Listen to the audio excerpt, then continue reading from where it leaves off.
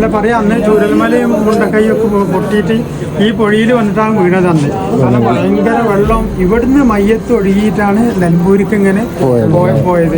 നിലമ്പൂര് പോയിട്ട് അന്ന് എത്രയോ ബോഡികൾ വന്ന് അന്നൊക്കെ ഇവിടെ ഭയങ്കരമായിട്ട് കാണാം. വെള്ളച്ചാട്ടവും ഒരുപാട് വെള്ളം ഉണ്ടായിരുന്നു. അവിടെ അക്കരന്ന് പൊട്ടി ഇക്കരക്ക് ഇങ്ങനെ വരികയായിരുന്നു. അങ്ങനെ വന്ന ഒരു പുഴയുണ്ട്. അപ്പൊ ഇവിടുന്ന് ഇപ്പൊ ഈ കോട മൂടിയിട്ടാണ് നമുക്ക് അവിടെ കാണാൻ പറ്റുന്നത്. പറയാൻ പറയുന്നത്